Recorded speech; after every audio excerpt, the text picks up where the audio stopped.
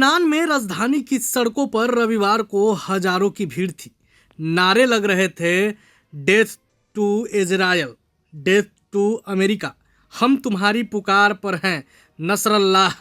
ये लोग हिजबुल्लाह नेता हसन नसरल्लाह के जनाजे का हिस्सा थे। तभी पूरा इलाका लड़ाकू विमानों की गड़गड़ाहट से थर्रा उठता है। ये लड़ाकू विमान थे इजरायली एयरफोर्स के। बेहद कम ऊंचाई पर उड़ान भरते इजरायली फाइटर जेट्स एक मैसेज देने आए थे। इजराइल के रक्षा मंत्री इस्राइल कॉटेज ने इस ऑपरेशन को लेकर कहा, यह उन सभी के लिए एक साफ संदेश है जो इजराइल को धमकी देते हैं। उन्होंने एक्स पर लिखा, जो इजराइल को मिटाने या हमला करने की धमकी देगा उसका भी यही जश्न होगा। रविवार को हजारों लोग काले कपड़ों में अंतिम यात्रा में शामिल हुए। जब नसरल्लाह और सफीउद्दीन के शवों को ले जा रहे ट्रक भीड़ के बीच से गुजरे तो महिलाएं रोने लगी। दोनों शवों पर हिजबुल्लाह का पीला झंडा और काली पगड़ी रखी गई थी।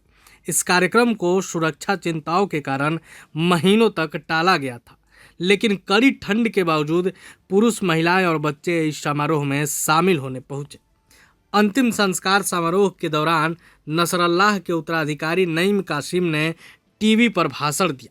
उन्होंने कहा, हम हसन नसरल्लाह के रास्तों पर ही चलेंगे, अमेरिका की तानाशाही लेबनान पर नहीं चलेगी। कासिम ने यह भी कहा, हमारा प्रतिरोध खत्म नहीं हुआ, हम इजराइल का सामना करने के लिए तैयार हैं।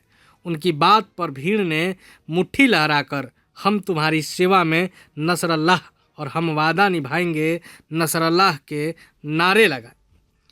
सितंबर में बेरूत के दक्षिणी उपनगर में हुए एक बड़े हवाई हमले में नसरल्लाह की मौत हुई थी। उनके साथ हिजबुल्लाह के संभावित उत्तराधिकारी हासिम सफीउद्दीन भी मारा गया था। दोनों की मौत से हिजबुल्लाह को एक बड़ा झटका लगा, लेकिन इस संगठन का अब भी लेबनान की शिया आबादी में मजबूत समर्थन बना हुआ है।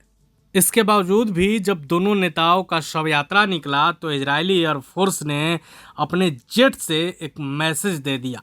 इजराइल के रक्षा मंत्री ने तो साफ साफ कह दिया कि जो इजराइल को धमकी देते हैं उनको साफ संदेश है, जो इजराइल को मिटाने या हमला करने की धमकी देगा उसका भी यही हश्र होगा। प्रभातखबर.com, विश्वास वही, रफ्तार नहीं।